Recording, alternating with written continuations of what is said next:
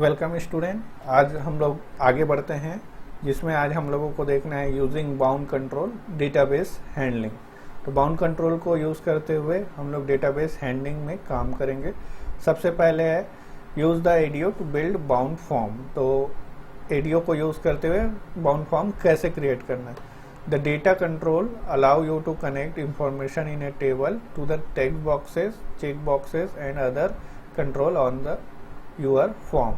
तो जो data controls होते हैं वो हम लोगों को अपने डेटाबेस के साथ में टेक्स्ट बॉक्स, चेक बॉक्स और अदर कंट्रोल जो होते हैं उनको कनेक्ट करने की फैसिलिटी देती है। By connecting a data control to the different control on your form you are able to view and edit data without writing a line of code. तो डेटा कंट्रोल को यूज़ करते हुए जो हमारे फॉर्म में controls होते हैं उनको यूज़ करते हुए हम लोग अपने डेटाबेस से डेटा को एक्सेस कर सकते हैं, उनको व्यू या एडिट कर सकते हैं बिना कोई लाइन ऑफ कोड लिखे हुए। मतलब बिना कोड लिखे हम लोग उनको डायरेक्टली एक्सेस कर सकते हैं। तो सबसे पहले देखते हैं एडीओ यानी कि एक्टिवएक्स डेटा कंट्रोल 6.0। तो ये हम लोग यूज़ करेंगे इसको। ये एक एक्टिवएक्स ऑब्जेक्ट है, इस कारण से इसको हमको पहले एक्टिव करना पड़ेगा। तो इसको एक्टिव करने या अपने फॉर्म में लाने के लिए हम लोग जाएंगे माइक्रोसॉफ्ट। सबसे पहले प्रोजेक्ट ओपन कर लेंगे। प्रोजेक्ट में जाकर कंपोनेंट से हमको यहाँ पर लेना है Microsoft ADO data control 6.0 OLEDB। तो ये इस प्रकार से हमको देखने को मिलेगा। इसके चेक बॉक्स में टिक करेंगे और अप्लाई बटन में क्लिक करेंगे। जैसे ये हम लोग क्लिक करेंगे तो हमारा जो टूल बॉक्स है इस प्रकार से, उसमें ये यहाँ पर इस प्रकार से दिखाई देगा। इसको इस प्रकार से हमको इनेबल कर लेना है। तो जैसे ये हमारे टूल बॉक्स में आ गया, मतलब अभी हम लोग इसको यूज़ करने के लिए रेडी हो गए। तो इसके लिए हमको पहले एक डेटाबेस बनाना पड़ेगा। तो मैंने यहाँ पर यूज़ किया है MS एक्सेस का डेटाबेस। आगे बढ़ते हैं। Moving through record with the data control. After you set just a few property the data control can go out to the requested data source and retrieve a set of records. तो जैसे ही हम लोग इसकी कुछ properties को set करेंगे तो ये डेटा को रिट्राइव करने के लिए रेडी हो जाएगा। This return set of record is an ADO record set object. तो जो लास्ट क्लास में हम लोगों ने पढ़ा था रिकॉर्ड सेट ऑब्जेक्ट, तो एडीओ डेटा कंट्रोल क्या करता है कि रिटर्न हमको करता है एक रिकॉर्ड सेट ऑब्जेक्ट। तो जब हम लोग इसको एक्सेस करेंगे तो जो डेटाबेस से रिजल्ट के रूप में हमको मिलेगा वो यहाँ पर कहलाएगा ADO record set object.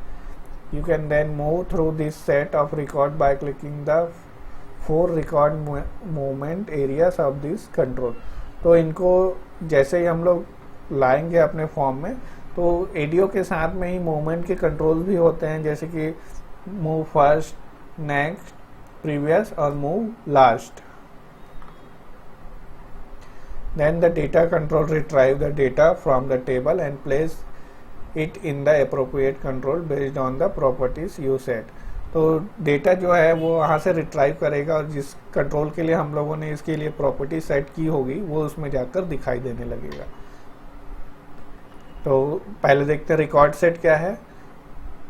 You can think of a record set as an array of records that come from the database. तो रिकॉर्ड सेट जो है एक एरे के जैसे हम लोग मान सकते हैं, एरे ऑफ रिकॉर्ड्स के जैसे। तो ये जो है रिजल्ट के रूप में हमको प्राप्त होता है। Record set allow you to move forward and backward through the record. Record set में जो है रिकॉर्ड्स आएंगे तो एक बार में हमको एक रिकॉर्ड दिखेगा, उसको हम लोग नेक्स्ट या प्रीवियस कर सकते हैं। इसको हम लोग कर्सर में भी यूज कर सकते हैं।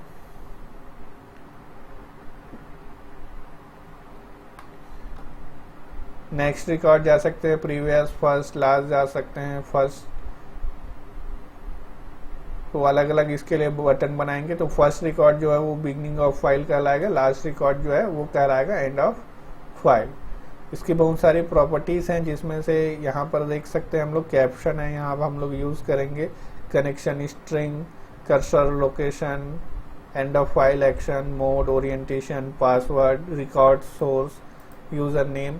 तो ये इनकी अलग अलग प्रॉपर्टीज़ है जो हम लोग यूज़ कर सकते हैं। तो एग्जाम्पल में मैंने लिया है, पहले मैंने एक MS एक्सेस में डेटा क्रिएट कर लिया है पहले से। अब उसके साथ में कनेक्शन करेंगे तो हम लोगों ने अपना फॉर्म में ADO/DC जो कंट्रोल है वो ड्रॉ कर लिया है, उसको फिर लाकर अपने फॉर्म में ड्रॉ कर लेना है। फॉर्म में ड्रॉ करने के बाद राइट क्लिक करके प्रॉपर्टीज ऑप्शन सेलेक्ट करेंगे। प्रॉपर्टीज ऑप्शन में जैसे ही हम लोग क्लिक करेंगे इस प्रकार से हमको एक विंडो दिखाई देगा। इस विंडो में हमको यूज़ करना है यूज़ कनेक्शन स्ट्रिंग। उसके बाद बिल्ड बटन में जो है वो क्लिक करना है। जैसे ही क्लिक करेंगे हमको ये विंडो दिखाई देगा। इस विंडो में हमको सेलेक्ट करना है माइक्रोसॉफ्ट जेट 4.0 OLEDB प्रोवाइडर। उसके बाद नेक्स्ट बटन में क्लिक करना है। जैसे ही नेक्स्ट बटन में क्लिक करेंगे कुछ प्रॉपर्टीज़ हमको यहाँ पर सेट करनी है, जैसे कि कनेक्शन, तो इसमें क्लिक कर लेंगे और ब्राउज करके अपना डेटाबेस सेलेक्ट कर लेंगे। फिर ब्लैंक पासवर्ड को अनचेक कर लेंगे। फिर टेस्ट कनेक्शन का ये बटन है, इस बटन में क्लिक करते हुए हम लोग चेक कर लेंगे। अगर मैसेज आता है टेक कनेक्शन सक्सीडेड, इसका मतलब हमारा जो कनेक्शन है वो बिल्कुल सही बना है। उसके बाद ओके बटन में क्लिक कर लेना है। ओके बटन में क्लिक करने ही वापस क्लिक करते ही हमको ये विंडो दिखाई देगा। इसमें सबसे पहले हमको जाना है यहाँ पर रिकॉर्ड सोर्स टैब में। इसमें क्लिक करने के बाद कमांड टाइप में हमको सेलेक्ट करना है टू एडी कमांड टेबल। उसके बाद जैसे ये क्लिक करेंगे यहाँ पर एक कॉम्बो बॉक्स में हम लोग क्लिक करेंगे तो हमारे डेटाबेस में जितने टेबल होंगे उसका लिस्ट यहाँ पर देखने को मिलेगा। तो जो हम लोग एग्जाम्पल में यूज़ कर रहे हैं वो है कॉलेज डेटाबेस, जिसके अंदर में एक टेबल है स्टूडेंट। तो यहाँ से मैंने उस टेबल को सेलेक्ट कर लिया। उसके बाद अप्लाई बटन में क्लिक कर लेना है, फिर ओके बटन में क्लिक करना है। उसके बाद अपना फॉर्म जो है विजुअल बेसिक में आकर जो जैसे भी ड्रॉ करने हैं, जो भी हमको टेक्स्ट बॉक्स लेने हैं वो सब वहाँ पर सेट कर लेंगे। सेट करने के बाद टेक्स्ट बॉक्स में हम लोग जो है उनकी दो प्रॉपर्टीज़ को चेंज करेंगे। जो मेन प्रॉपर्टीज़ है वो है डेटा सोर्स। तो यहाँ से हमको डेटा सोर्स में एक ऑप्शन दिखाई देगा ADO/DC 1, वो सेलेक्ट करना है। डेटा फील्ड, तो जैसे कि हमारा फर्स्ट जो टेक्स्ट बॉक्स बना रहे हैं उसमें हमारा जो डेटाबेस टेबल है स्टूडेंट, उसमें फर्स्ट कॉलम है स्टूडेंट ID या SID। तो यहाँ पर डेटा फील्ड में जाकर SID को सेलेक्ट करना है। तो इसी प्रोसेस को फॉलो करते हुए जितने भी हमारे कॉलम बने होंगे हमारे टेबल में उनके लिए टेक्स्ट बॉक्स या कॉम्बो बॉक्स या जो भी कंट्रोल हम लेना चाहते हैं उसमें लेकर डेटा फील्ड और डेटा सोर्स प्रॉपर्टी सेट कर लेंगे। अब देखते हैं कुछ मेथड्स हैं हमारे रिकॉर्ड सेट ऑब्जेक्ट के, जैसे कि ऐड न्यू, नया रिकॉर्ड के लिए, डिलीट करने के लिए, मूव फर्स्ट, नेक्स्ट, प्रीवियस। तो इस प्रकार से ये सब मेथड को हम लोग यूज़ करेंगे। तो डिज़ाइन करने के टाइम में इस प्रकार से मैंने ये फॉर्म डिज़ाइन किया हुआ था विजुअल बेसिक में। कुछ लेबल मैंने लिए हैं, फिर उनके लिए टेक्स्ट बॉक्सेस लिए हैं, कुछ बटन्स मैंने बना लिए, add new, save, edit, delete, clear, refresh. आगे चल के एक और बटन बनाएंगे डेटा रिपोर्ट के लिए। उसके बाद move first, next, previous, move last, ये सब के लिए भी हम लोगों ने बटन बना लिया है। ये जो नेविगेशन है वो चाहे तो हम लोग अपने ADO/DC में डायरेक्ट भी कर सकते हैं, लेकिन इसके लिए हम लोगों ने एक बटन बनाया है। उसके बाद ये मेरा कमांड बटन 1 है, ये 2 है, 3, 4, 5, 6, 7, 8, 9, 10। इस टाइप से मैंने यहाँ पे 10 कमांड बटन बनाए हैं। हर एक कमांड बटन में मैंने कोडिंग लिखा है। जैसे ऐड न्यू के लिए ADO/DC record 1, add new text 1 dot focus, तो यहाँ फोकस आ जाएगा। ऐड न्यू में क्लिक करते ही नया रिकॉर्ड ऐड होने के लिए ये ओपन हो जाता है। उसके बाद है सेव, तो ये कमांड बटन 2 है, तो यहाँ पे सेव करने के लिए मैंने ये एडिट मोड में रखा। ये अपडेट का जो मेथड है वो हम लोग यहाँ पर चलाएंगे। उसके बाद एडिट के लिए, तो एडिट ऑलरेडी ओपन होता है, उसके लिए हमको कुछ करने की ज़रूरत नहीं है। फिर भी मैंने बाकी कमांड्स को जो है वो डिसेबल कर दिया, केवल सेव का जो है वो दिखाई देगा। डिलीट करने के लिए ये डिलीट करने का कमांड है, उसकी कोडिंग है। क्लियर के लिए सभी टेक्स्ट स्ट्रिंग ब्लैंक कर देंगे। रिफ्रेश के लिए रिफ्रेश। मूव नेक्स्ट फर्स्ट के लिए हम लोग देखते हैं क्या क्या कोडिंग मैंने किया हुआ है। जैसे मूव फर्स्ट है उसके लिए हम लोगों ने ये किया हुआ है, बाकी को मैंने डिसेबल किया है, केवल मूव फर्स्ट। मूव नेक्स्ट के लिए तो ये मूव नेक्स्ट करते जाएंगे। अगर हम लोग ये नीचे का कमांड नहीं लिखते हैं तो लास्ट रिकॉर्ड के बाद भी अगर हम लोग मूव नेक्स्ट करेंगे तो हमको एरर देगा।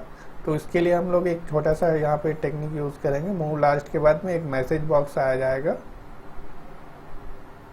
वैसे प्रीवियस के लिए और ये इसके लिए। तो इस प्रकार से ये सब कोडिंग को करते हुए अब हम लोग जब इसको रन करेंगे तो ये इस प्रकार से हमको रिजल्ट दिखाएगा। ये डेटा जो है वो यहाँ पर हमारे डेटाबेस से आ रहा है। नया रिकॉर्ड करने के लिए ऐड न्यू बटन में क्लिक करेंगे, डेटा इंटर करेंगे और सेव बटन में क्लिक करेंगे। नेक्स्ट रिकॉर्ड देखने के लिए नेक्स्ट, प्रीवियस के लिए प्रीवियस। तो इनको यूज करते हुए हम लोग अपनी कनेक्टिविटी करेंगे। आगे है डेटा कंट्रोल। तो इसमें हमको मिलेगा डेटा कॉम्बो और डेटा लिस्ट। तो सबसे पहले इसको हमको इसको एक्टिव करना पड़ेगा। तो कंपोनेंट में जाना है, कंपोनेंट में जाकर माइक्रोसॉफ्ट डेटा लिस्ट 6.0 OLEDB ये ऑप्शन जो है यहाँ पर दिखाई देगा। इसको चेक बॉक्स में क्लिक करके हमको ऐड कर लेना है। इसकी बहुत सारी प्रॉपर्टीज हैं, हम लोगों को जो यूज करना है वो है data source property, data field property. Add होने के बाद एक और हम लोग एडीओ कंट्रोल लेंगे और बिल्कुल वही प्रोसेस फॉलो करेंगे जो हम लोगों ने स्टूडेंट के लिए किया हुआ था, अभी फॉर्म बनाने और डेटाबेस कनेक्टिविटी के लिए किया हुआ था। तो उसके बाद डेटा कॉम्बो 1 की टेक्स्ट प्रॉपर्टी में जाकर हम लोग ये लिख लेंगे, फिर command table field on the record set table of student. तो बिल्कुल सेम प्रोसेस रहेगा जैसे हम लोगों ने किया हुआ था। उसके बाद जो डेटा कॉम्बो है उसमें हम लोग रो सोर्स प्रॉपर्टी को ADODC2 से सेट कर लेंगे। वैसे ही कोर्स वाला जो हम लोग डेटा लिस्ट बना रहे हैं यहाँ पर स्टूडेंट के नेम के लिए मैं यहाँ पर सेलेक्ट कर लूँगा। उसके बाद F5 से इसको रन कर सकते हैं। तो ये इस प्रकार से दिखाई देगा। उसके बाद है data grid control. Data grid control हम लोग यूज करते हैं इस प्रकार से, ये जो यहाँ पर डेटा आ रहा है पूरे डेटा को हम लोग एक टेबल या ग्रिड के फॉर्म में दिखाएंगे। तो इसके लिए देखते हैं डेटा ग्रिड कंट्रोल कैसे यूज करना है। इसके लिए हम लोगों को कंपोनेंट में जाकर Microsoft data grid control 6.0 OLEDB ये क्लिक करना है। यहाँ पर ये ऐसा आएगा, इसमें चेक बॉक्स में क्लिक करके अप्लाई कर लेना है। अप्लाई करने के बाद अब उसको हम लोग अपने फॉर्म में ड्रॉ करेंगे। फॉर्म में ड्रॉ करने के बाद इसको केवल कुछ जो प्रॉपर्टी है वो हम लोग प्रॉपर्टी सेट कर लेंगे। जो मेन प्रॉपर्टी है वो है उसकी डेटा सोर्स प्रॉपर्टी।